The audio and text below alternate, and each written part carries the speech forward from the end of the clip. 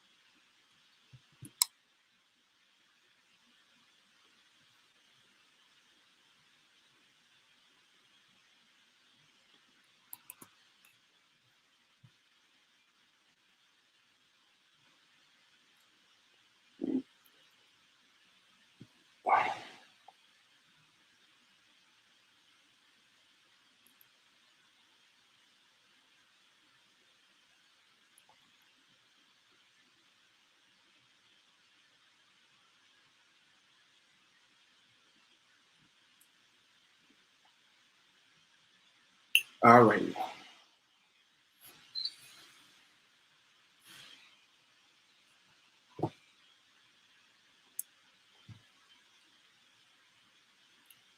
All right, afternoon, everyone.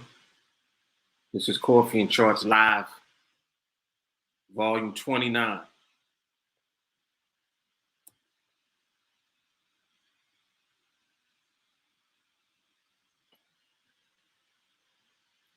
Another edition of Live Market Observation, accompanied by a cup of Joe.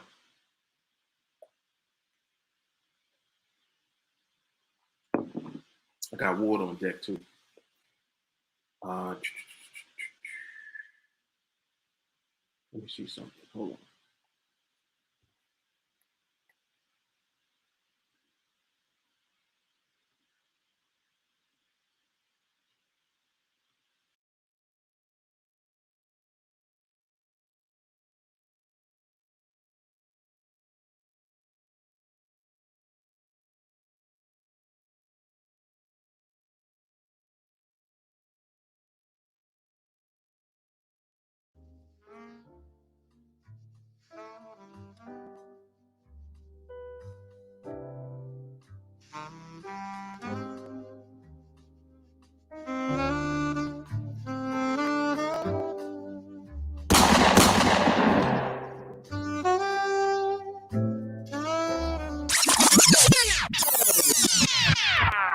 All right, let's try this again. Damn it. OCD is in the building, first of all. Thank you, Angel, for the OCD check. The damn studio wasn't even on that whole time. So you telling me y'all wasn't in tune with the jazz the whole time? And ain't said nothing? Come on, man.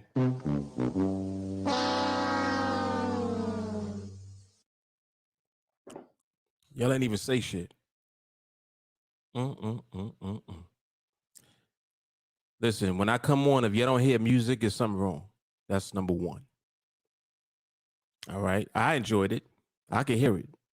But y'all didn't get to enjoy it. Too bad. No, thank you, Angel. But so let's try this again. Coffee and Charts Live, Volume 29. Shit.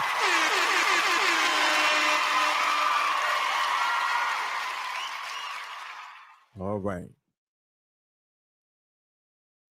Shout out to Angel, man. Y'all see this? This is the only reason that I knew.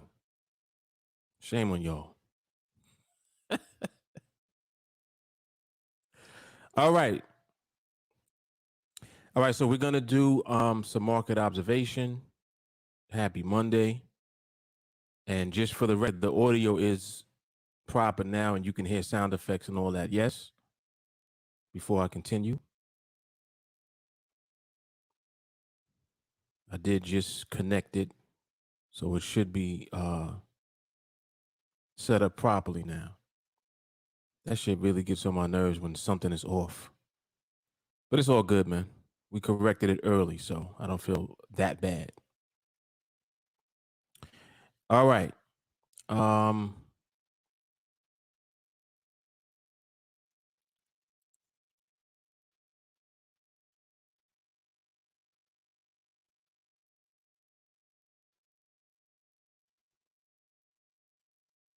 See what we got here.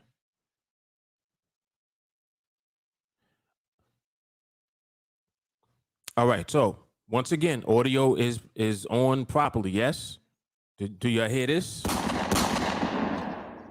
Did you hear the shots?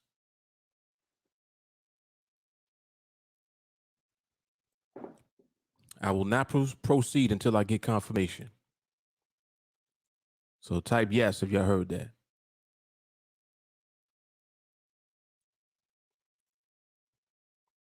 All right. Thank you. Now we will proceed. All right. So for those of you new to the content here, who might be wondering what the hell is going on, what are these charts, and what's this guy talking about? The platform that you're looking at on the screen, this is a platform called NADEX. The chart is displaying currently the Euro USD Forex market, which is the underlying market that we trade, the instrument that is referred to as a binary option. Excuse me, the binary option, as you can see from here, if you look at where my mouse is, you see where it says binary options? This is what we trade on this platform. More specifically, these are 5-minute binary options, and there are 7 different Forex markets available for you to trade these instruments on. The one that I trade is the Euro USD. A binary option is a very simple instrument to trade, and the NADEX platform makes it possible for us to capitalize at a very high and lucrative level by simply being correct about where the market ends relative to the price level of the binary option that we're trading. So for example, you see this green box. This green box represents the distance between 2 options. The top of the box is this upper strike price or binary option. So when you hear me say strike price and binary option, they are synonymous. They mean the same thing. Strike price is just the price level of the binary option. The top of the box represents this higher strike price. The bottom of the box represents this lower strike price. And you can see the horizontal lines, the dotted lines going across, the blue ones. They represent strike prices. They represent binary options. So like just now, I just moved this box down here. Now we're observing the top of the box being this strike price and the bottom of the box being this lower strike price here. Now,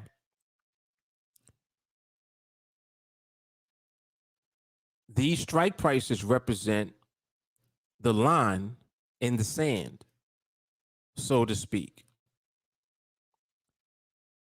The market moves there is a 5-minute time period in which you have to decide where you believe the market will end relative to these strike prices. So let's say, for example, that you selected the bottom strike price, and where you currently see the market is actually hovering around the bottom strike price. It's right where this blue candle is, the current one, this one. You see that? So that candle right now is above this strike price currently. And as I speak, the candle is actually going below the same lower strike price. So it's hovering around that line or that strike price. The way binaries work is exactly the way binary sounds. Binary just simply means yes or no. So it's a question. It's a simple question, the binary option. If I anticipate that the market will, when this clock runs out, remain under this line, I would sell. So let me move this box so that you can kind of see it visually. You see currently how this red candle is inside of this box now. I just moved the box down here. And the fact that this candle is inside the box now means that the market is under this line. You see that? So the market currently, and you can see it by where this candle is, currently it is under this line. It is inside of this box, right? If I sold, it would mean that I'm saying I believe the market will stay under this line when this clock runs out, right? If it does that, then I would win the trade because I'm right. So that's why I said binary just simply means yes or no. So the question is, well, did the market stay under this line? The answer is yes. So because the answer is yes, if I sold this binary, I will collect the profit on that trade. That's how simple binaries are. And vice versa, it could have been the other way. You know, the market ended above this line, for example, and I selected to buy. It would be the same outcome. If the market remained above or finished above and I bought, I would have won the trade. I would have collected the profit. So that's the simplicity of the binary option instrument that we trade. Okay. Because it's so simple, people get a false impression of how successful they'll be when they trade these options on this platform. And they feel like, oh, that's easy, man. I could do that. The only problem is that the market moves a lot. And not only does it move a lot, it has different types of movement. Sometimes it's moving fast. Sometimes it's moving slow. Sometimes it's moving fast and slow within this 5-minute period. You may have 2 of the 5 minutes with a lot of movement, fast movement that has a lot of distance in the movement. So you'll see bigger candles. You'll see longer or taller candles. You see how the length of these candles vary. You got long ones here. This one is long. This is long. Then you got short ones. This one is a little shorter. The current one is a little bit shorter than some of these other ones, right? So you got different size candles. What does that mean? It means that there is different amounts of movement within each 1-minute segment of activity in the market, because that's what each candle represents. Each candle represents a 1-minute segment of movement. It's showing you visually how far the market moved within 60 seconds. And it also shows you in which direction. If the candle is red, it means the market moved down. It moved down from its starting position to its ending position. Vice versa, if it's blue, it moved up from its starting position to its ending position. Okay? It's important to understand the dynamic of the market, because right now I'm not talking about the binaries. I already explained what the binaries are. What are the binaries? The binaries are these horizontal lines going across. That's it. The line in the sand. The binary is just a price level in the market, a price level that you have to decide whether or not the market will end above or below. That's what the binary is. You got to make a decision. Is it going to end above or is it going to end below? If you select above and it ends above, you win. On the contrary, if you select above and it ends below, you would lose. So these instruments allow us to be very profitable, or you could just lose a lot of money. It really depends on your knowledge of the market. Notice I said the market. I didn't say the binaries. You don't really need to know much else about the binary itself, other than what I've already explained. It's just a simple line. It's a simple price level.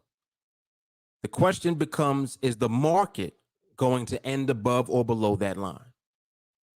And which you decide to trade. Are you trading the buy, meaning that you want it to end above, or are you trading the sell, meaning that you want it to end below? That's on you to decide. Question becomes, well, why are you selecting either one? Why are you selling? Why are you buying? Next question is, why are you selling or buying now? So you have a 5-minute period in which to decide what you want to do and in which direction you want to do in it. Question is why? So before you trade, you need to be able to answer the question. This is powerful. Y'all make sure you pay attention. This is powerful information. A lot of people don't realize that this is what goes on with these binaries. They think that you're trading binaries. You're not trading binaries. What you're doing is you're trading in the market. You're engaging in the market movement. And in order to win the binary, you have to be correct about the market movement. That's what we're doing. Right?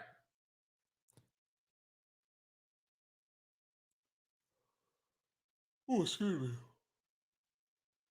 Oh, sorry about that. Shit, I need to take a sip. And while I'm still on the subject, what if the market ends under the line, but the indicative is below the strike? If the market ends on or under the line, then the profit would go to the seller. Because to win on a buy, the market has to end above the line. Above meaning one or more micro pips above. So if it ends on the line, then the winner would be the seller. Because the market ending on or below the line goes to the sell side. Market literally has to end at least one micro pip above the line in order to go to the buyer. Okay. So that's a good question. Now, one of the major issues that people have when they trade is they don't have patience. And they definitely don't have any discipline. And this is the part that you can't skip. And not only can't you skip it, you need to make it priority number one. So even before you start trying to figure out how to trade, which you really don't have to figure out. It's easy to trade. Just select buy or sell. So it's not that you're trying to figure out how to trade. You want to ultimately win your trades. In order to win your trades, you have to wait for the market to stabilize so that you'll know the outcome of the movement.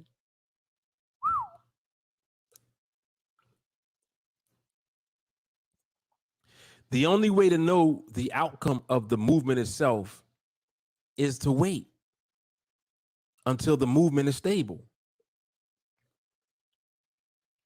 See, once the movement is stable, you now can make a clear determination of what the movement will continue to be. See, look, this is what the market does.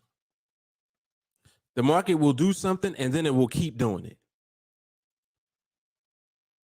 Your job is to figure out what it's doing, not what you think it's doing, not what you thought it was doing, not what you wanted to do, what it actually is doing. So there are different things that the market does and different dynamics that the market goes through all the time. For example, the market will transition. It doesn't just switch on and off. Like it doesn't go from unstable, volatile,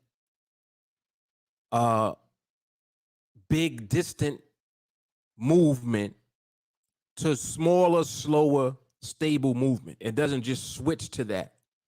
It gradually makes its way to that. The period of time that it takes to gradually make its way to that is called transition. You see? Because the market is transforming into that other behavior. Now, this is what the market just does. And this is why it takes time and patience on your part so that you wait for that good behavior to manifest itself. Because when that behavior comes, that's the only reason why you would win a trade. Meaning, it's the only reason why you would know the outcome of the trade before you take it. Otherwise, when you trade, you don't know the outcome because you don't know the outcome of the movement. It's very hard for you to determine the outcome of unstable market movement. The market can do whatever it wants to do at the time. For example, you might have reversal energy in the market. But reversal energy has more than one way of manifesting, meaning that sometimes the market can reverse where it starts out going one way and then it reverses and goes the other way. And then that's it. And I'll use a 60-second period just so that you can have context for what I'm explaining. Within a 1 minute candle, market might do this: goes lower, goes back up high, and ends higher. That's reversal energy. Another way that reversal energy manifests is it'll go lower first and then go higher and then come back down towards the middle. Total indecision. Market just don't know where it want to go. It'll reverse. Well, actually, it'll move one way, reverse, go the other way, then reverse again, come back down. Halfway. That's another manifestation of reversal energy. Another one is it'll go down first, come all the way up, and then come all the way back down and keep going down. So that was one move, two, three moves in that 60-second period, where the reversal energy had two different moves. So see, when people talk about volatility, they don't understand that volatility is too broad of a term to use. Because the volatility can just be reversal energy by itself, down, up, or it can be the next level of reversal energy, down, up, down. See, down, up, down a little bit. Or it could be down, up, all the way back down and keep going. Or it could be down, up, all the way back down, all the way back up. It could be 4 moves. And people are sitting here trying to trade that. So even if you try to trade a reversal where you're saying, all right, well, I'm gonna wait for it to go down first. Then when it goes up, I'm gonna take that. I'm gonna buy when it goes up. Well, what if it reverses twice? So it goes down, up, and then comes back down. And you trade it up. Then what? This is how people, and see, I'm explaining what people will do. They're trying to catch the market. The key is not trying to catch the market. The key is knowing when not to be in the market. You should be nowhere nowhere near that type of movement at all. That movement is too unpredictable. You don't know what it's doing. And then what happens as it's transitioning inside of the reversal energy? What goes on then? You trying to catch the market move. See, so the equivalent of people chasing the money or chasing the bag, they're chasing trades that are chasing the market. See? You're trying to catch the movement. You can't catch it. The only thing you can do is observe it and stay away from it when it's not stable. That's the only way to avoid getting slapped. Because if you try to play with that movement, the market will punish you. You're trying to believe that you can catch it. The market is like, catch me if you can. And you can't. See? Worst thing that can happen to people is they'll chase the market like that and they'll win trades. Down, up, down. Oh, I'm glad I sold, man. Ooh, that was close. They sitting there watching it. It was in the money, went out the money, came back in to end the money, and you won the trade. And they felt good about winning.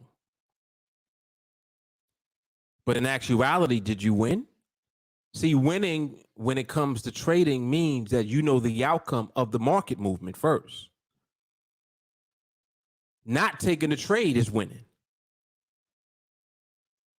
Because if the movement is not stable, then there's no need for you to try to engage in that type of activity at all. Because it's a coin flip. It can go either way. So it doesn't make sense to try and catch market movement when the market movement is not stable. Yet people will trade that way because they think that the binaries make it easy.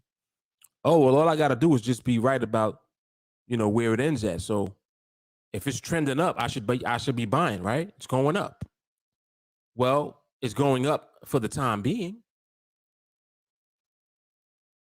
Give you another example. When you have a lot of volatility in the market, time tricks you. People will look at volatility and they'll be like, yo, I can buy this. Market is way up past this strike. Like they'll look at this, for example, where the market is now, and they'll say, this right here should be a good, trade. I'm going to buy this. I could buy this. The market is way above there. But if there's volatility in the market could suddenly reverse and come right back down through the strike and end underneath that strike, especially with 3 minutes left. See, so the time tricks you because you're like, yo, this looks good. This looks like a good trade. I got pricing. Like they'll go as far as this. They pull up a ticket. They got pricing, right? They're looking at this. They're looking at all this pricing. Like, oh, look at this. I got pricing here. Yeah, I could. Yeah, 2 minutes. Oh, yeah, I could buy this. But they're not paying attention. The market is moving down towards the strike. That's the only reason that you have pricing. I just said a minute ago, the reason that you wanted to buy to begin with is because you saw how far above the line the market was. Look at where the market is now. Just look. Look. See this red candle? The market was up here just now, less than a minute ago. The market is all the way down here now. Your option, there's a trade here. Look, you can buy right now for $70. You can make $30 profit per contract. Go for it. 2 minutes left. Let's see if it's going to hold for 2 minutes. See, that's a coin flip. That's a coin flip. But people will trade this way because they're trying to chase the market movement. This is what I'm saying about how people look at things. And the reason that you'll lose your trades is because you're doing this. You're chasing the market. Oh, it should reverse though. Why? See, you can't talk about the market about what it should do. That's why it doesn't make sense to even engage in this activity. When you see this type of activity, leave it alone. There's too much going on. And as I mentioned, time gives you false perception also, because you were looking, you were like, man, it's only 3 minutes left. All they got to do is stay up here for 3 minutes. It didn't do that. It came all the way back down, and it threatened the strike price. That's the only reason that you had pricing on the option. It was the only reason why there was an opportunity to trade. You see? So getting caught up with the false perceptions and all of that, it will keep you being in trade at the wrong time. And if you're in a trade at the wrong time, you could lose. So our job here is to eliminate the could part. We don't want to be in a trade that could lose. We want to be in a trade at the right time so that we know the outcome of the movement, and that automatically equals a winning trade.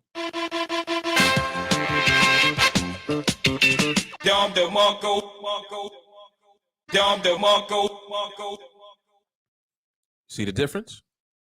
There's a difference. There is a difference.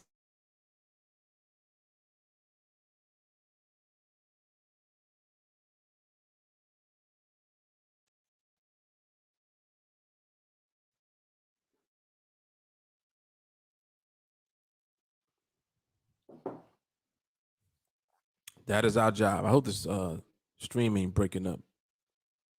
Like the internet acting a little funny.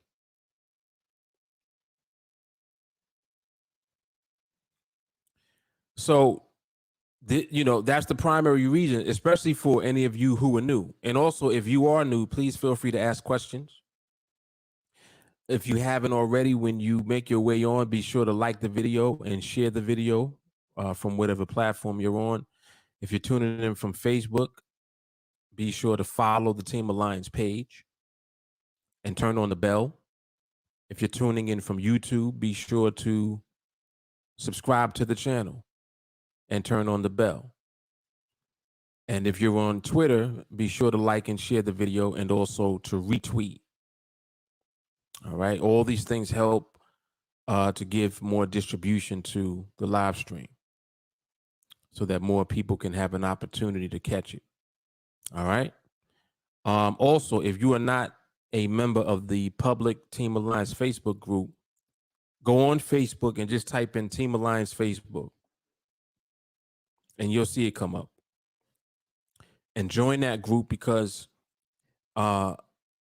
anytime I go live, I will post in that group and you will receive a notification no matter what. So even if you didn't get the notification on YouTube or from the normal Facebook page or from Twitter, you will get a notification from the group. All right, so be sure to do that also. So, yeah. Yep.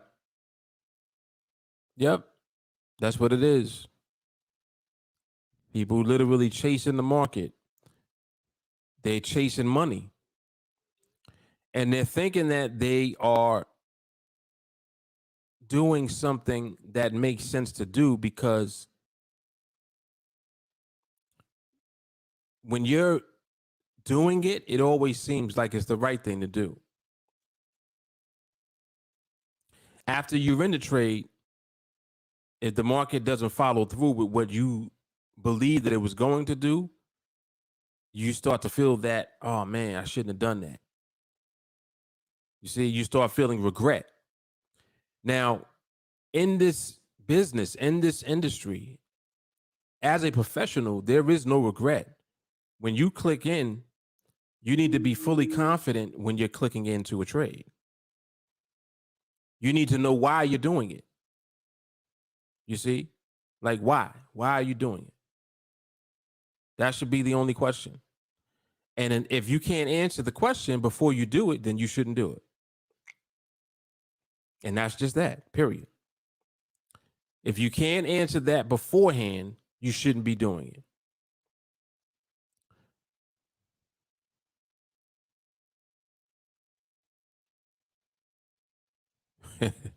You should only chase money if it's literally blowing with the wind down the street. Look both ways, though. Indeed. Yeah, I'd have to agree with that. If I saw money blowing in the wind, I would get out the car and go get it. I ain't gonna front. I don't care if it's singles.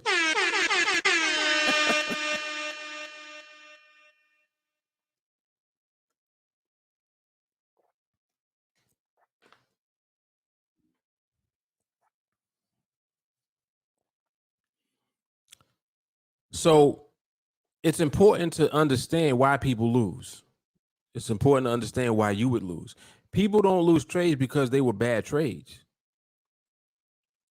It could have been a good trade, but the market wasn't good at the time. So the good trade that you ended up taking, in your mind, it was a bad trade because you lost. But see, the funny thing is that good trades don't win trades. I've said this before. And over time, you guys start to understand that even more. Good trades don't win trades. What wins trades? What's the only thing that wins a trade before you take it? Y'all tell me that.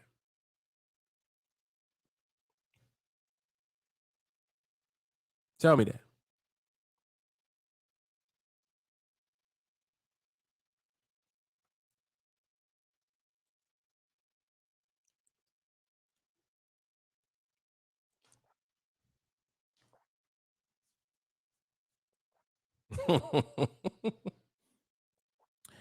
Skill for $200. Skill with what? There we go. Stability. Stability where? In the market. See, so that's the only thing that you can do in advance. See, all right. I'm going to try to help people to understand that there's a difference between prediction and just knowing something in advance. Predicting means you're guessing if it will happen. When you know something beforehand, you know that it's going to happen.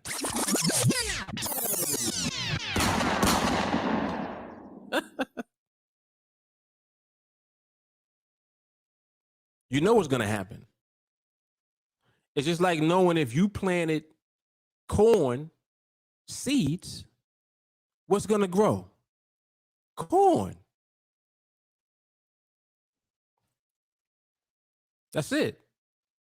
You don't have to guess. Well, I predict that there's going to be corn. Well, what kind of seeds did you plant? I'm not sure, but I'm predicting it's corn. All right, well, I know that corn seeds was planted, so I know it's corn. You see the difference? And that's why people, they'll make that argument. Well, you're still predicting. I don't care what you're doing. You're making a prediction. No, you're making a prediction. I'm trading what I know. And the only thing I know is what the market is doing. So if I'm ever to do anything when it comes to a trade, the market is going to be the reason why. Me understanding the market will be the reason why the outcome will be what I want it to be. If I know I want to win a trade, I need to know the outcome of the movement in the market first. That way I can align the trade with the market's movement. Instead of picking a trade and hoping that the movement aligns with the trade. Whoa. Come on, man. See, y'all be playing. See, people pick trades and hope that the trade aligns with the market. We observe the market, and the market aligns the trade for us.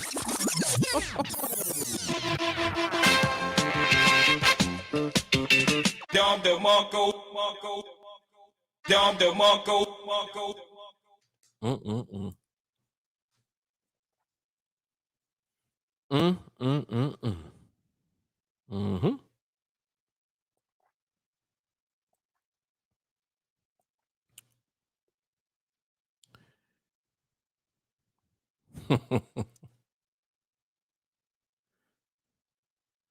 The Lord and his disciples, huh?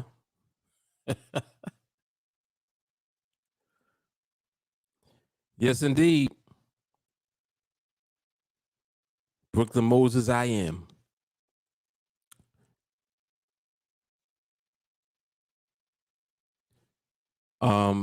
Paley's good and bad trades aren't even trades for inexperienced traders. Facts. That's a fact. Yep.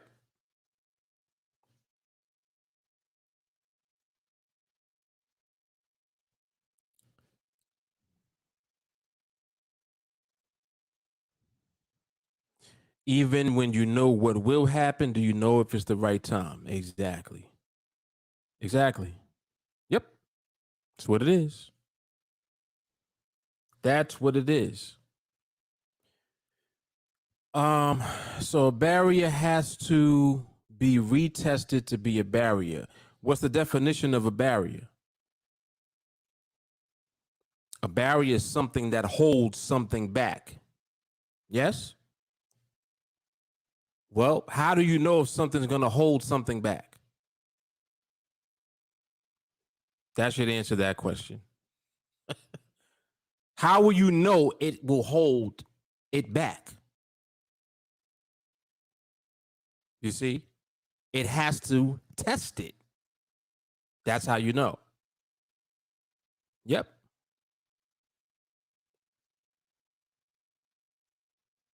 There you go. Chase stability. Let that be your passion and your desire. And that desire is the winning trade. Yep. And do it unapologetically and unconditionally.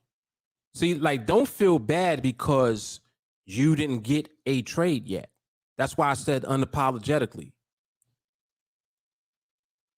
Because in your mind, see, your mind will play tricks on you. Oh, I ain't get a trade yet. And what that is that's the emotional part of your mind. Your emotions getting involved in this is going to tear you up. Don't let it. I didn't get a trade all week. So what? You ain't seen stability yet. You didn't see stability and then a trade came yet. So what? This is where the mindset aspect of what we do comes in. And it's way more important than what you're doing in the market. You need patience and discipline, first and foremost. Patience to wait and discipline not to do dumb shit. We're going that part first. Don't worry about trades. See, This is another reason why people fail. They worrying about trades. Oh, well, as of late, I've been taking very good trades. What does that even mean? Taking very good trades runs out. That's a temporary thing. Now, if you said, I've been waiting on stability and these trades come and I've been winning. Aha, that's a different perspective altogether. Has nothing to do with trades. You didn't even say that. You said, I've been waiting on stability. And then you said trades have been coming and they win. You see the order?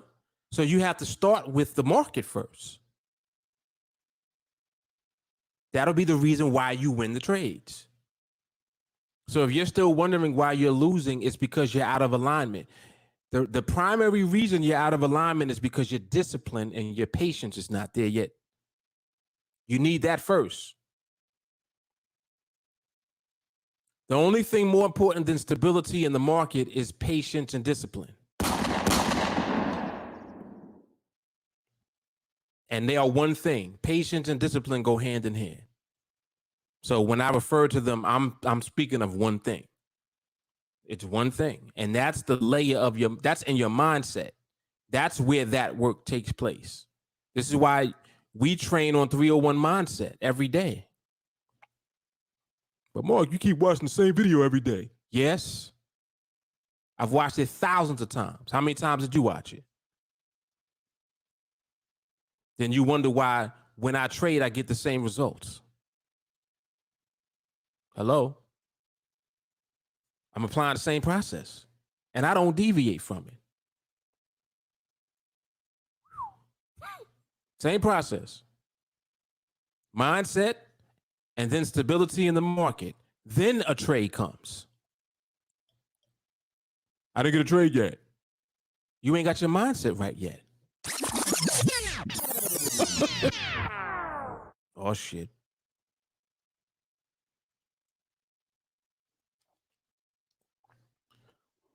You ain't got your mind right yet talking about a trade. The retest of a barrier is confirmation that the barrier is strong. Yes. Has to prove to you that it's strong enough for it not to lose. Yep. See, the barrier is another layer of stability that gives you confidence in the outcome of the market's movement. That's why when the market presents you with all of these layers of stability and they are already present, you have the confidence now that you need.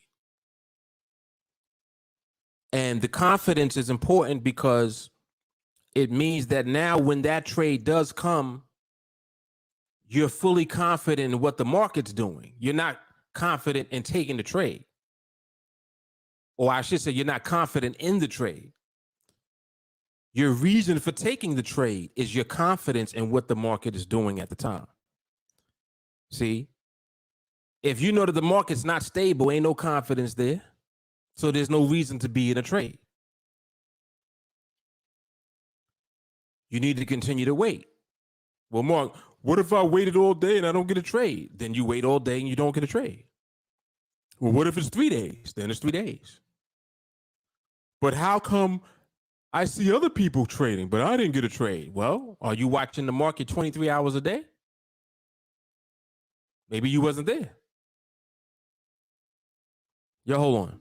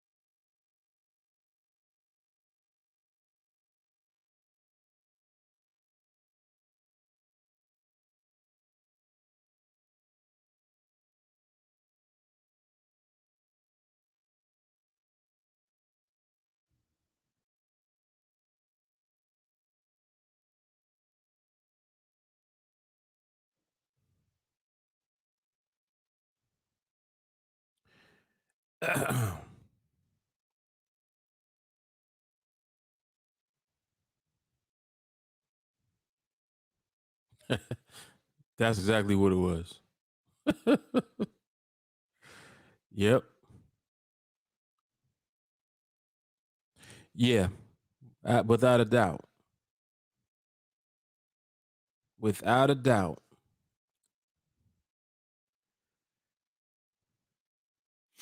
The the one thing that I do a lot of is you'll hear me make reference to the mistakes people make, because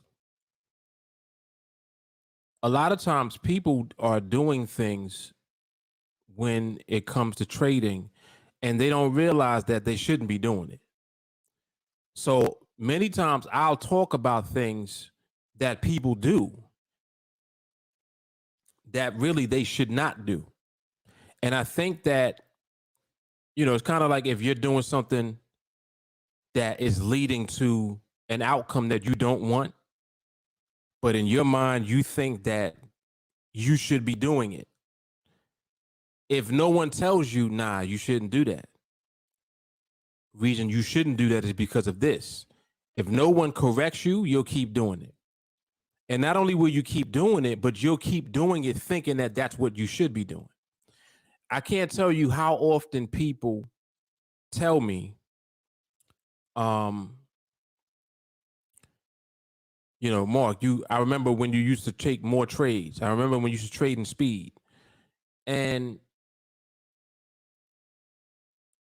on many occasions during conversations that I've had with people, when they bring that up, I'll mention, even though I at the time may have been trading in a faster market, I would still be trading in the market that I was aware of behavior in. Now that's a big deal, because it means that, all right, so it's not just about speed. It's not just about fast or slow. Exactly.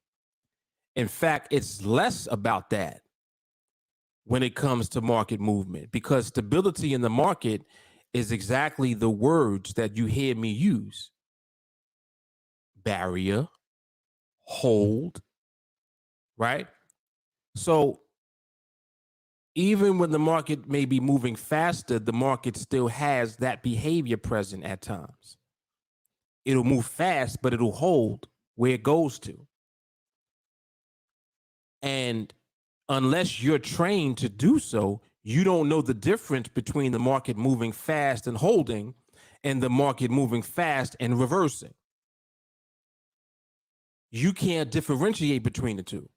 So you'll see fast and you'll be like, oh, this is how Mark trades, or how Mark used to trade. This is the conversation I used to have with people all the time. And I would be, trying to explain. I'm like, you're seeing speed and you're thinking that speed means one thing when it doesn't just mean one thing. Speed is an element of overall market behavior. It's the tone, it's the environment. And now you see why different words I've used just in our own process. Just like in phase 1 of 301. What's the first part of the process? Environment. What does that mean? Speed. How fast or slow is the market moving? Now, what did I just say a moment ago? People can't differentiate the difference. People can't differentiate between fast and slow and unstable and fast and slow and stable. They don't know the difference. So this is why when I reverse engineered the process that we use, I broke it down exactly the way that it had to be structured from the actual beginning. One, you don't know the difference between fast and slow when it comes to behavior. So you can't do that. Like, this was my thought process. I'm like, you can't trade in speed. You can't see when the market is moving fast. You can't see. So what did I do? I reverse engineered the process. Instead of telling you to do that, what did I tell you to do? Wait for the market to slow down. Well, why?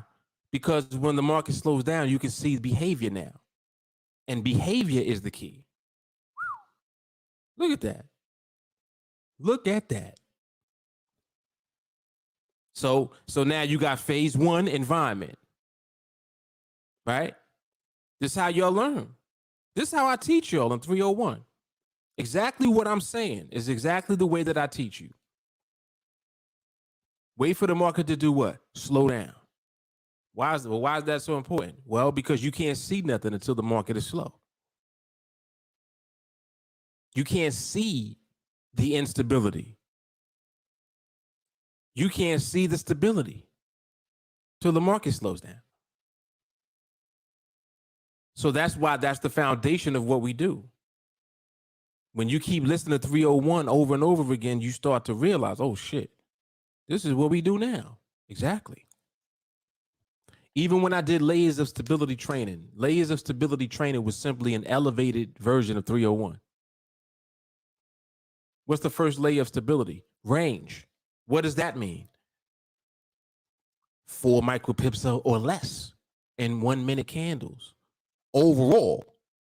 So in other words, we want to see overall market movement be 4 micropips or less in distance. So that means we want to see smaller candles dominating the market. If the market is only moving 3 or 4 micropips, is it moving fast or slow? It's moving slow. So that lines up right there with environment, don't it? So the layer 1 of stability is the same thing as phase 1 of 301. It's the same shit. It's what I mean about how the process never changes. The only thing that the process does do is it elevates. It evolves.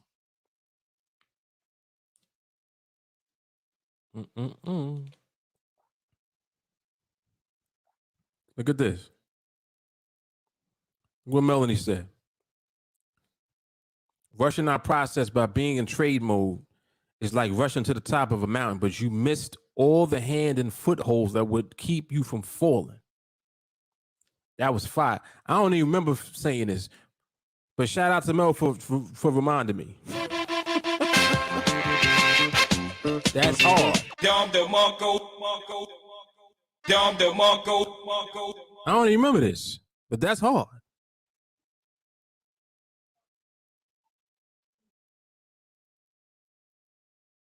The key not in the leaf. Look on the island. No, it's in here. It's right here on the basket. You see it right there?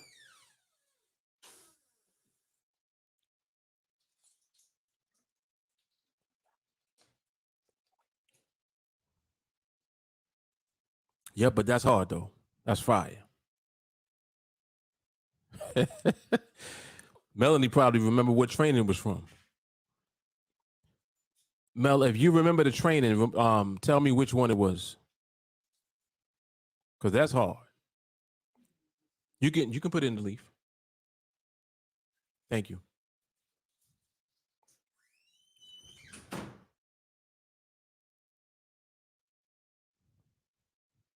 Look, she said she thinks she said it.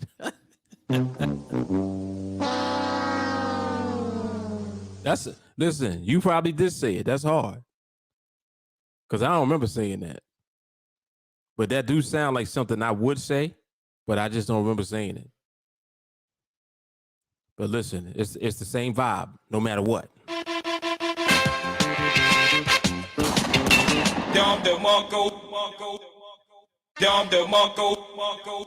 The vibe makes us do these things and say these things. Yeah, that's hard though.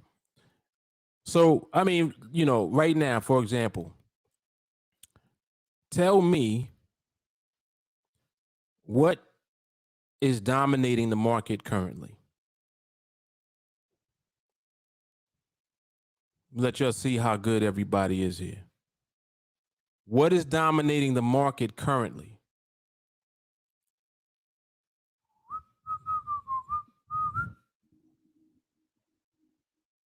Where's my? Oh, here we go. What's currently dominating the market? There you go. There you go. There you go. Look at this.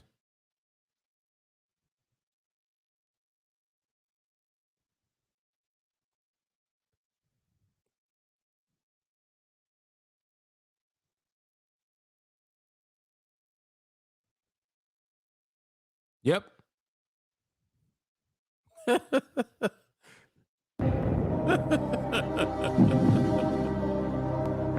Slap energy. Facts.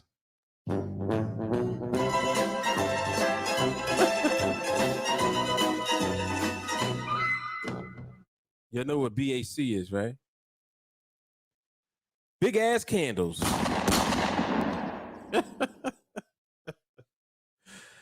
Yeah, that's what's dominating the market right now. So you see how easy it is to observe?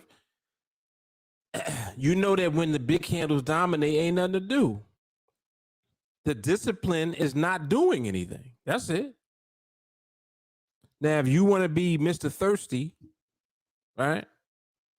You want to act like you in the desert somewhere and you need a drink, then you'll be in this market activity looking for a trade. Oh, let me see if there's pricing. You'll wait for 130 to come. You'll look for pricing, and then you'll try to enter a trade. Trade mode. Nope. Nope. For what? For what? I've had people go as far as telling me, but Mark, I've been applying the parameters in different environments, and it works in any environment. Really? Elaborate on that. Well, I've tried it when the market was even moving fast, and it worked. Okay. Keep doing that. Literally, I told them to keep doing it, and they kept doing it until they lost. Guess how they lost? Guess how they lost? Oh man, I took it and everything, I don't know what happened. Everything was good. And all of a sudden, in the last 10 seconds. Last 10 seconds, huh? Okay. Well, when you apply parameters actually include the first two phases.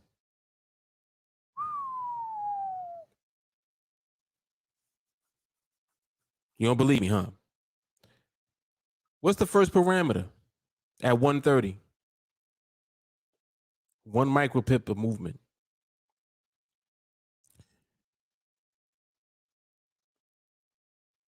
I've seen people actually record. And see, this is another reason why I encourage everyone to always record. Because when you record what you're doing, it doesn't matter what you're saying. You could tell me that you did this and that, and then the market did this or that. But if I see what happened, I'll know exactly what happened. See, I'm not going to take your word for it. This is why it's important for you to record. When you record, you can't debate what happened. You'll see what happened. Like, wait a minute. Nah, there was way too much movement going on. What do you mean you apply parameters? Well, I had 5+1 and there was pricing. Okay, but that's not all the parameters. The first parameter is 1 MP. You had a speed burst, you had a back tick. So what parameters you talking about? The market was moving towards the strike when you entered. What parameters?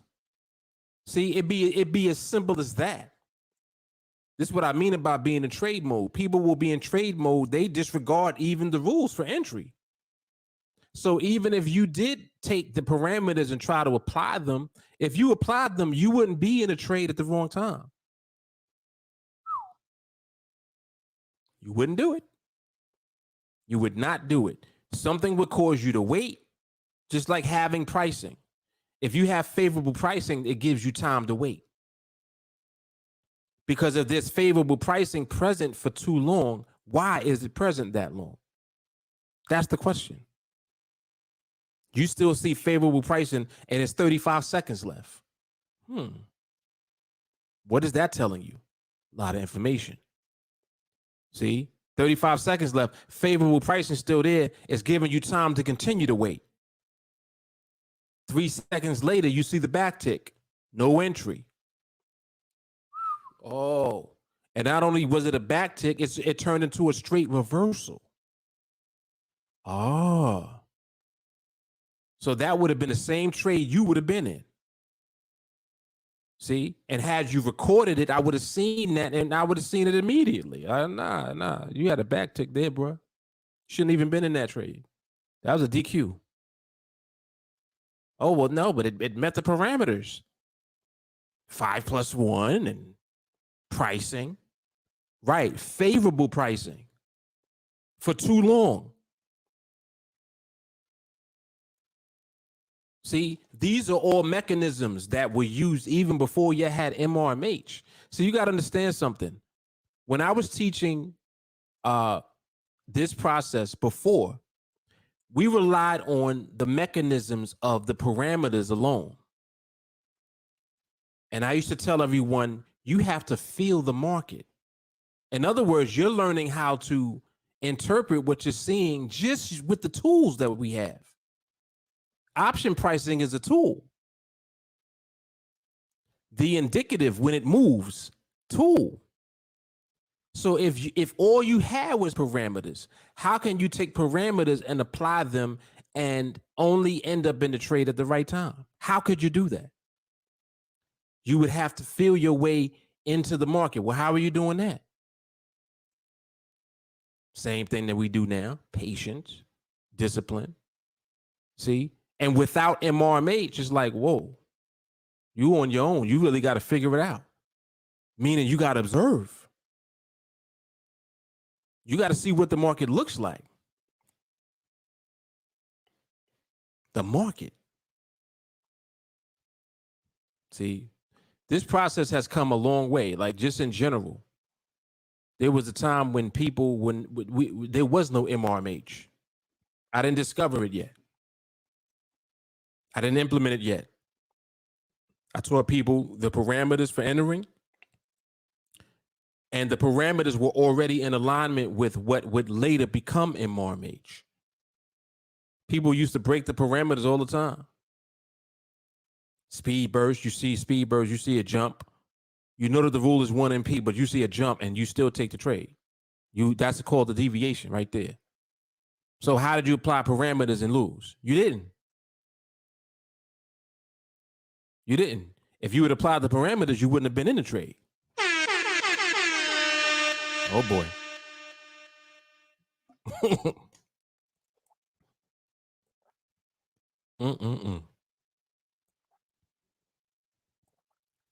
There was a time where I taught everyone to apply parameters until you can't disqualify.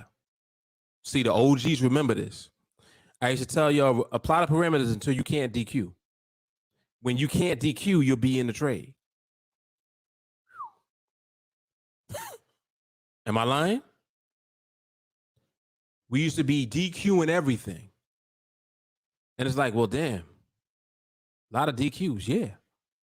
A lot of instability in the market. So we ain't got no business being in the trade. See? Now you don't even have to do all of that.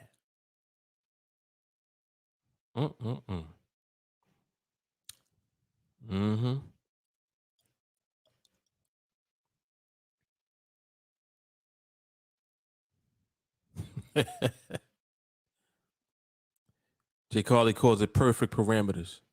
See, what it is that when parameters are applied correctly, you won't lose.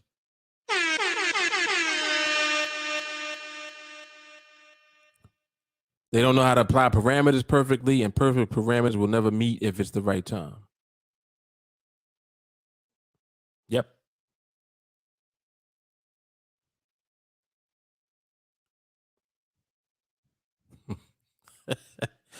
Toot your horn, Jay Carly.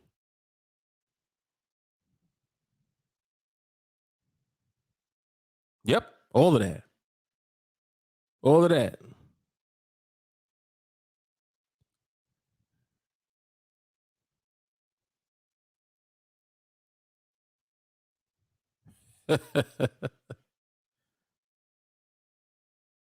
Let the layers add up for an easy win. Pretty much. Right. Exactly. Yep. This is very true. Rose saying they try to treat it like a regular day trading with statistical edge, coin flip with risk management. No need for all that with this stability process. It's a whole different way of thinking. Yes. Yep. Yeah. See, oh man, you're going way back. I forgot about MT4. Damn, y'all remember that? Wow. I forgot. I used to be having MT4 up. Right. There was a time we wasn't even using a NADEX chart. Oh. See, because I came from Forex. So I was used to MT4. At that time, I wasn't even using the NADEX chart. Then I remember one day I was like, wait a minute. We should be using the NADEX chart because that's the indicative. That's what decides the winner and the loser on this platform. I don't need MT4. I got rid of it. A lot of evolution here, man.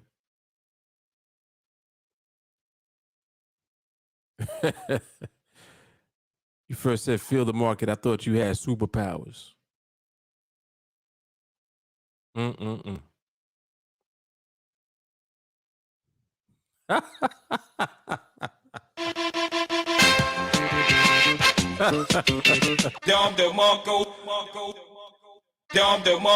Let's go. On the day MRMH was born, the rain stopped, the clouds parted, the sun came out, and God smiled.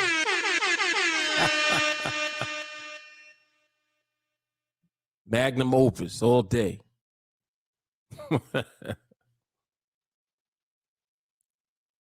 Yeah, I remember. I remember this.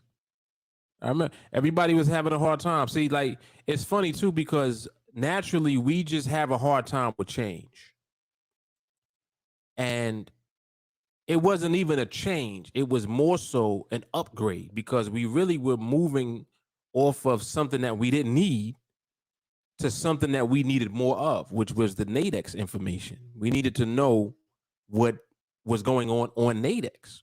That's where you win your trade. And then I started teaching about the indicative. Like it just continuously has progressed and just elevated over time. It really is amazing.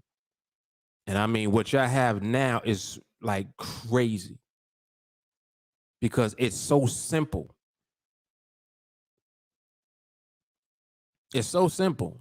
That's why, like, as long as you give yourself the time to train, work on your mindset, and then observe and record, if you do it in that order, really with mindset first. So you train and work on mindset first. Then you're developing the skill set with the process. And then after that, you start to observe and to record. All this before you take your first trade. And if you allow yourself to grow this way, you're putting your skill set in position first before you even start to actually trade and engage in the market. And what that is doing is setting you up for success. Because you won't have to wonder or guess about what you're doing when the time comes. You'll know what you're doing. You see? You'll already be a professional trader. Whoa. Mm. Mm. Work on your mindset, man. Work on your bullshit. I'm telling y'all, that's the key.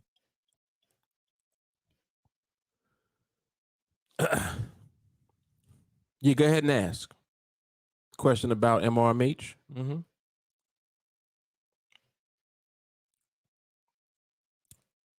Yep, go ahead.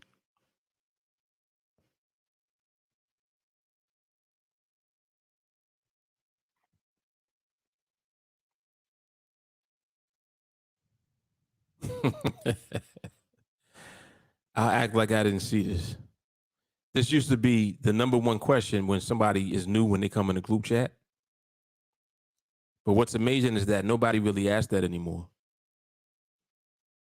I think that they've seen enough content and heard me say, don't ask that enough times to know not to ask that when they come in. Because you know what the answer is. Watch 301 again. That is the answer.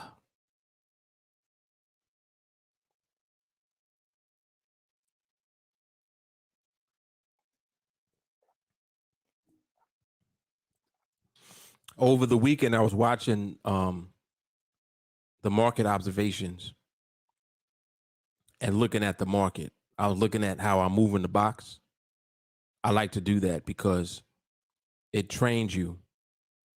It really forces you to develop the eye for seeing the market begin to stay in the box, you know, transition into smaller candle dominance. Like you start to see what the market looks like when it's stable.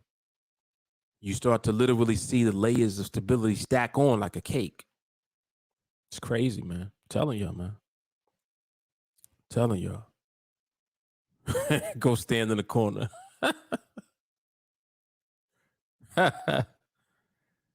Mm-mm-mm. Okay, so here we go. MRMH gives us permission to take the trade if that behavior happens again. This is good. This is very good. We take the first MRMH in our head, or do some people start to take MRMH itself? Eventually, you become MRMH. So you realize that the only reason that MRMH is there is because the behavior is already there. So you see what your first question is? You're asking, MRMH gives us permission to take the trade if that behavior happens again. So what you're really saying is stability in the market gives us permission to take the trade. And I'm elaborating on it. Stability being present still means that when you see that trade set up, that's going to be the trade that you enter. Does that make sense? So don't look at MRMH as a trade. Look at MRMH as stability, because it's the only reason why you would have a trade. Man, this is at a whole nother level now. Like I hope y'all are catching these gems. MRMH is not a trade. Many of you are thinking of it that way. Oh, that's an MRMH, meaning that, oh, that's a trade that's set up. It's only an MRMH because the market is stable and the trade came. So if you see a trade come when the market is stable, yes, that's MRMH. But if you all have already done the work to see the layers of stability unfold, you would be in that trade already. Whether in your head or for real. Am I making sense? Either way, you would be in the trade. Whether it's in your head, like I tell you in 301, or you clicked in. But the key is that the layers of stability unfolded first. That's what makes the MRMH MRMH. MRMH is not MRMH because of the trade. Whoa. Whoa. Yo, are y'all following me? It's not permission because of the trade. The trade don't give you permission to take another trade. Layers of stability being present gives you permission to take whatever trade comes. Whether it's the first one in your head, if another one comes after that, you got permission to take them both. Oh, shit. Mark, why'd you say that? First one you take in your head. It's like I said in 301. Next one you take, click in. Cool. If you took the first one, were you wrong? Nope. Because there's only one reason that you entered the trade. Not because of the trade. Y'all gonna catch it.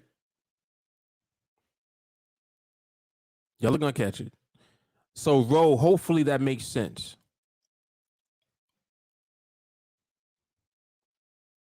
And hopefully I answered all your questions. Matter of fact, I did answer your questions. But hopefully you understand the answers.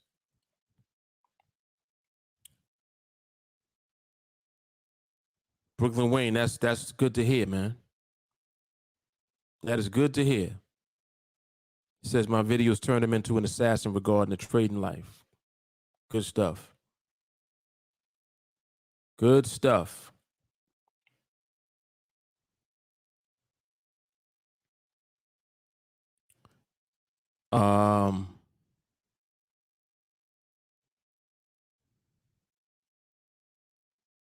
This is hard.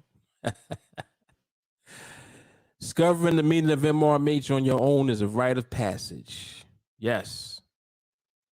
And Ro caught it. Very good. Very good. Yeah, I believe. By George, I think he's got it. Yes, all the same. RCBPP. Yep.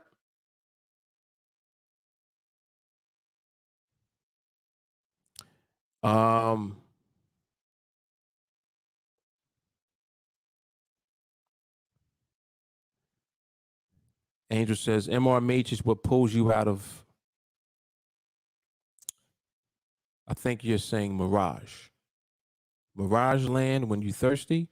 MRMH is keeping you in wax on, wax off mode on the car until you're so disciplined you can do it in the ring. Very good. Well said.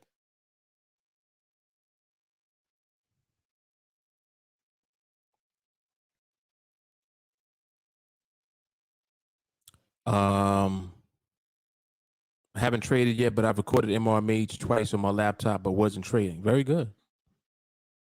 Very good. You got it. You got it right here. Very good. And this is for everybody. Pay attention. Record. Record. Record.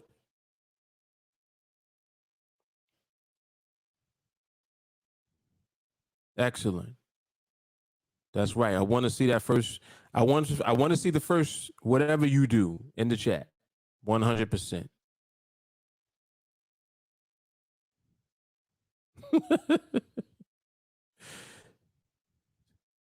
You're getting on Jay Carly's nerves, some of y'all, huh?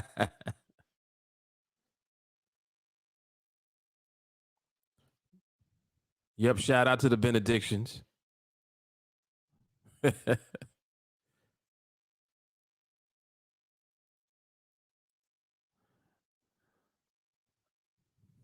Steps are there for, well, the steps are the way they are for a reason. They build your mindset, your patience, your discipline. And honestly, we should bring back the 45-0. I mean, I don't have a problem with that.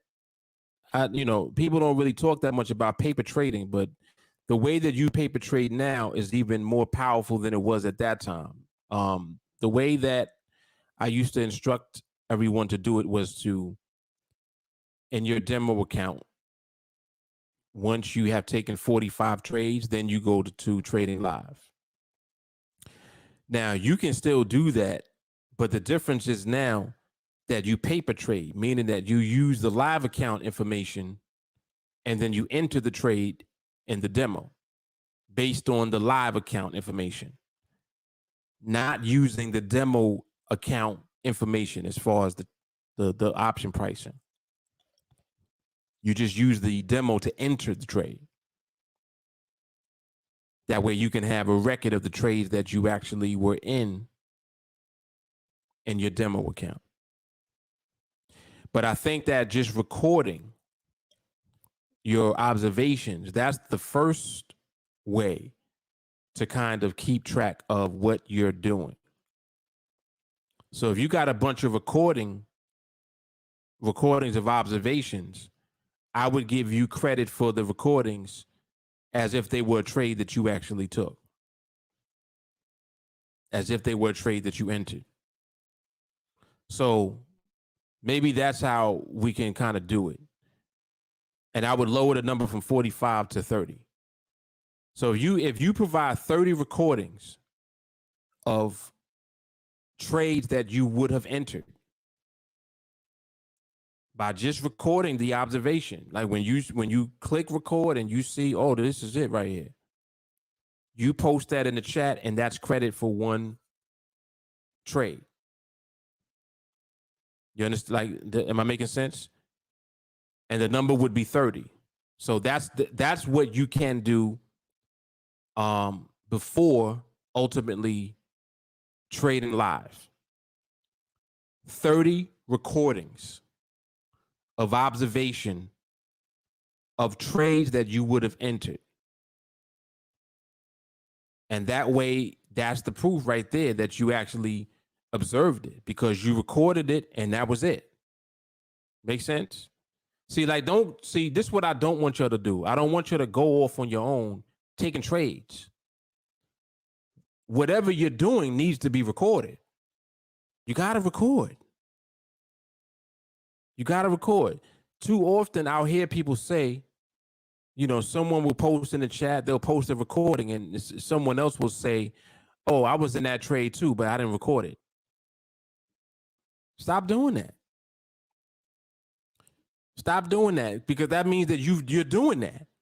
You're taking a bunch of trades and not recording them. You didn't record a trade, excuse me, that someone else provided a recording for, and you said it. Oh, I was in that too, but I ain't record though. How many times are you doing that? You see what I'm saying? So don't do that. Record. Record, whether you're actually trading or whether you're observing what you would have traded. You'll get credit for that towards the 30. And I'm using 30 because 30 is Project Freedom. So you completing 30 is completion. If you can do that through your recordings or paper trading or both, then that right there is the same thing that you'll be doing when you're live. You've already created the habit of doing it. The habit of what? Recording, trading, and having the documentation for it. So now when you do it live, it'll be the same thing. You're already used to doing everything. You're used to recording. You're used to waiting for stability to come and for that trade to set up. So now when you transition into live, it's a seamless transition. You're not doing something new. Am I making sense? This makes a hell of a lot of sense.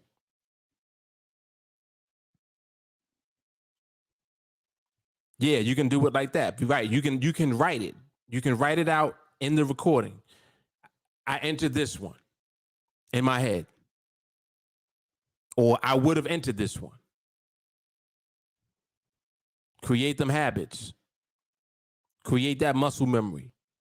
Because you got to understand, the same things you do now are the same things you'll do when you're live. When you're in that real account, you're going to do the same shit that you be doing now. And some of y'all already in your real account and not recording.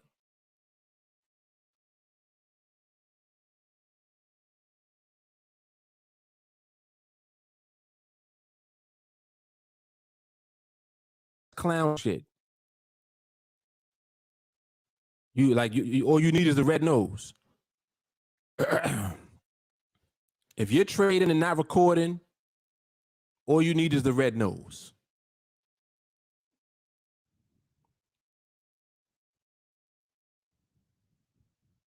Yeah, I wasn't looking at the chat at all. And I'm pretty sure you was typing it out. Yep.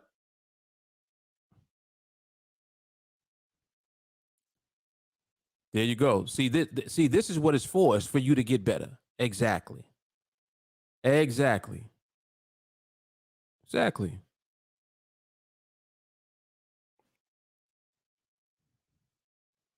Look at what Mark G says.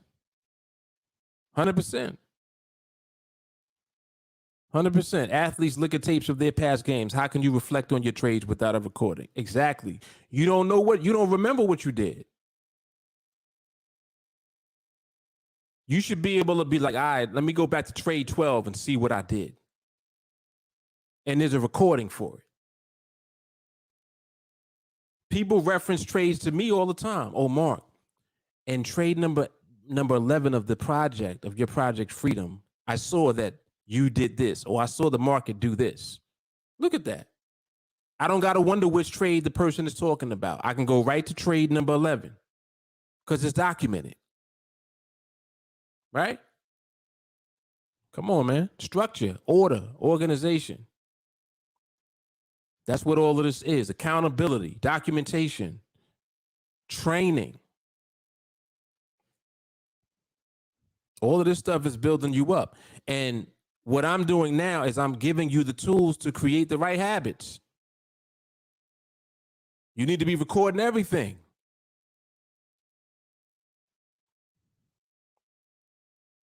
Yep.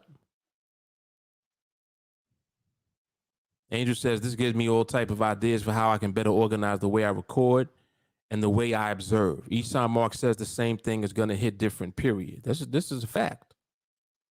It's a fact because I've been saying the same thing over and over again, but sometimes it comes out different, I guess. And it resonates a little different. But I mean, listen, it makes sense. Just think about it. Just think about it. I can't tell you how many times people have said, man, I was 14 trades in and I didn't record any of them. I wish I would have recorded. I do too. That way I would have been able to see what you were doing and see why you lost trade 15. Because I guarantee you didn't lose 15 because it was just one thing you did wrong. You probably was doing one thing wrong the whole time.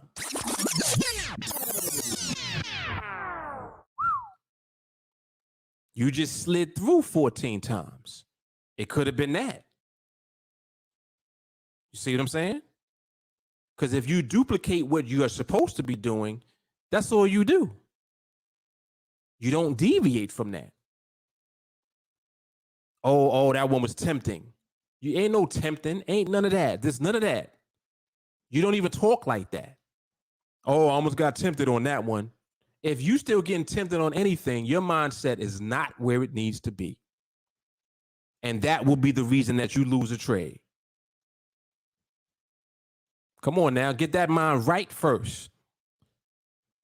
And be held accountable through recordings. Shit, you need to post them joints. Let me see what you're doing. If you don't want to send it in the chat, send it to me directly.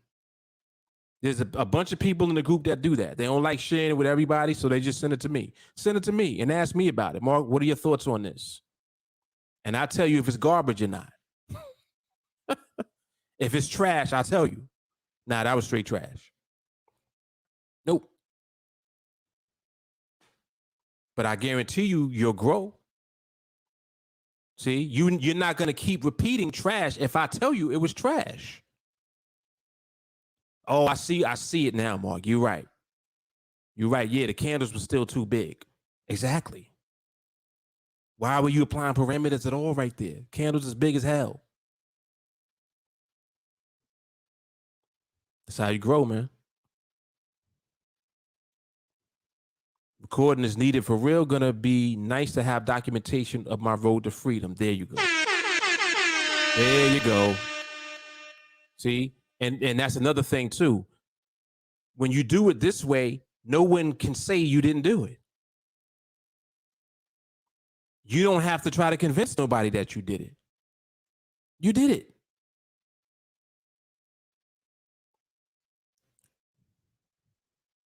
it. Homie the clown. Homie don't play that. Oh, man. Come in.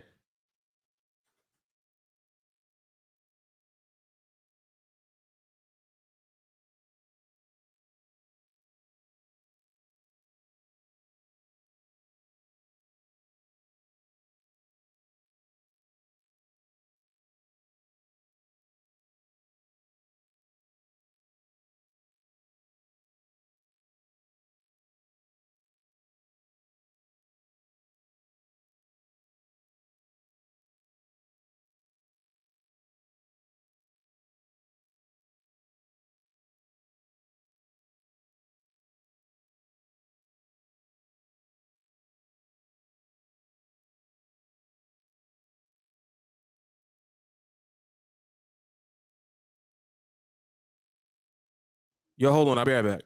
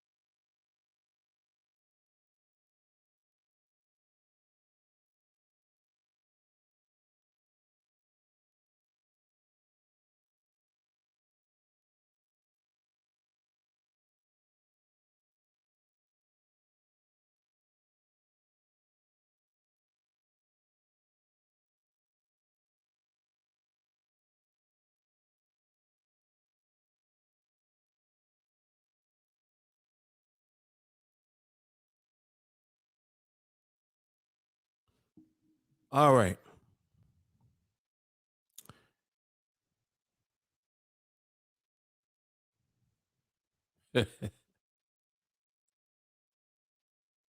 Yep, me too.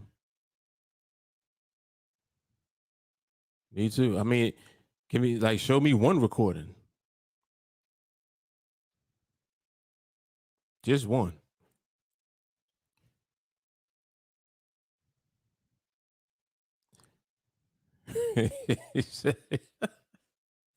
It's in their head, same place the money is gonna be when that eventual L comes. Mm-mm-mm.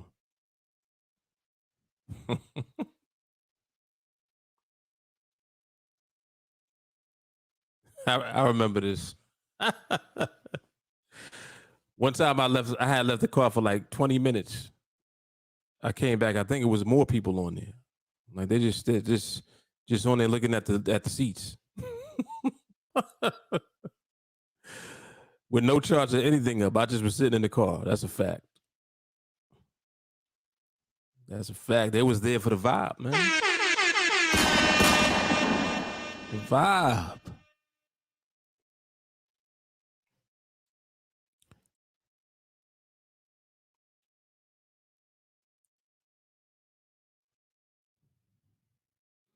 There you go. Right. Pressure's on when the camera's rolling. You wait for the process to unfold. Exactly. This is what I mean about accountability. See, because you're being recorded, now you got to do what you know that you're supposed to do. Now you can't bullshit. You won't record your bullshit you be doing. Would you? You see? That's what it is. You won't record the bullshit. So recording makes you do the right thing. Mm-hmm.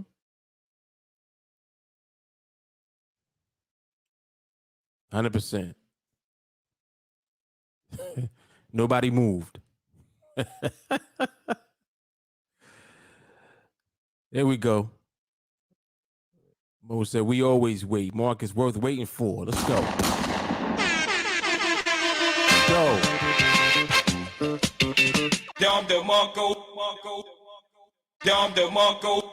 Yeah. Mel said, don't think. He said, I didn't like his music. Mel says, don't think that shortcutting the process by skipping steps will lead to your freedom. You are only shortcutting yourself and prolonging your freedom.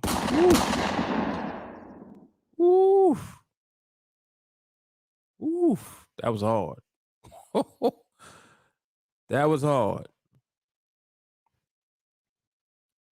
Yeah, respectable. Now I'm a respectable businessman. Yo, remember that? That was hilarious. He said, why are you always in your car?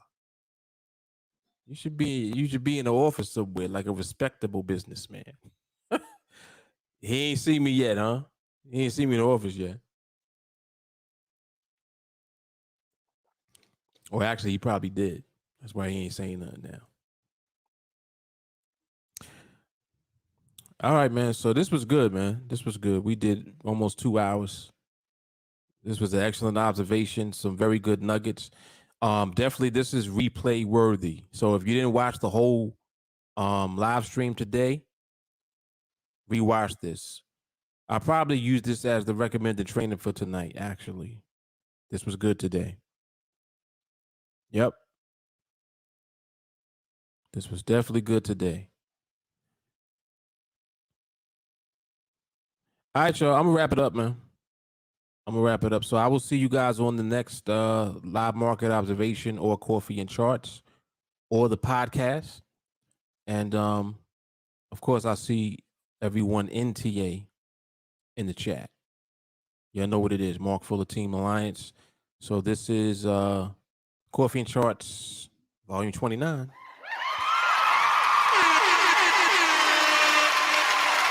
right, y'all. I'm out.